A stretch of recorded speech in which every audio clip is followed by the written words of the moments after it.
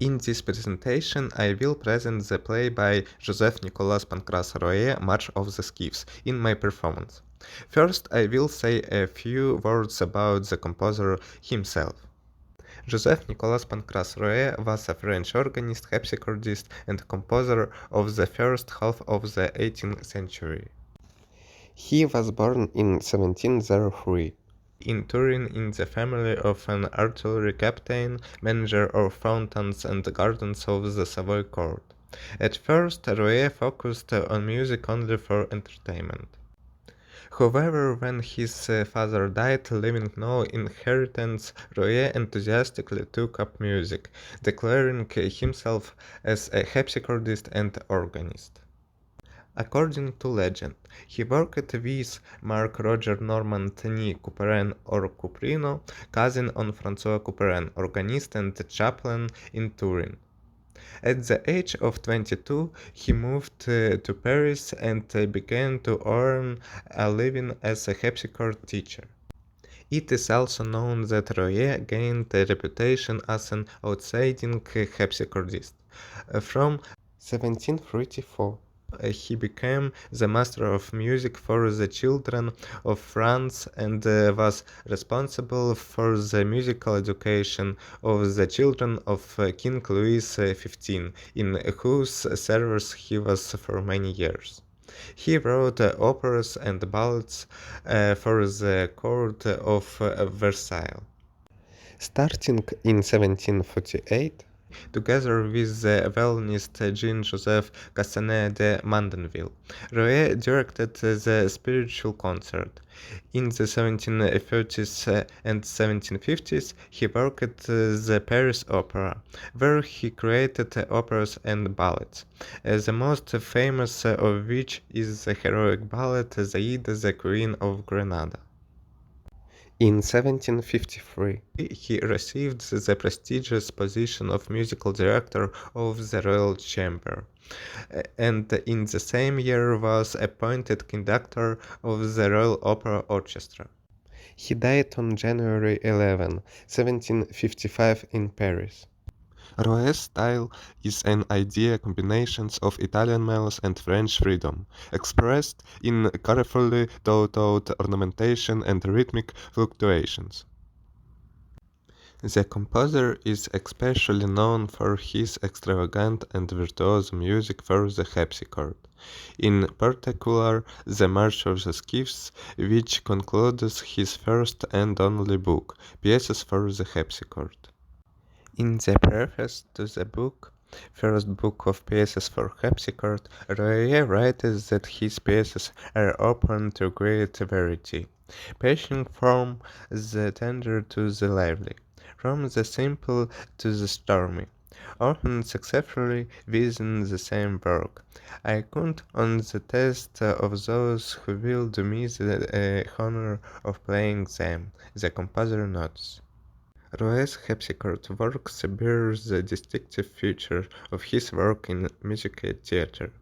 Some of the pieces are arrangements of instrumental numbers from his operas.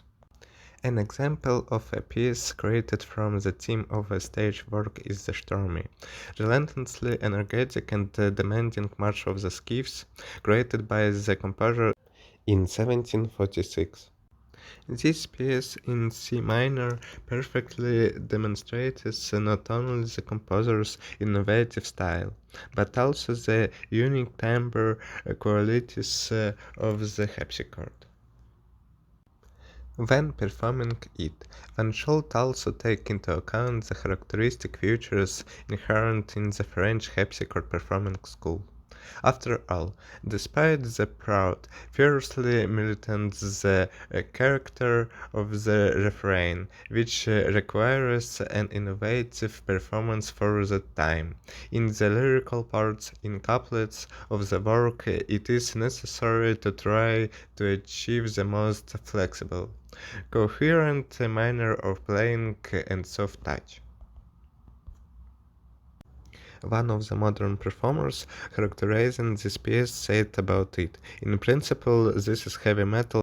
In 1746. since there is no table of ornaments in Roy's work. The decorations used in this play were modeled on the basis of the preserved tables. Roy's music is diverse and open.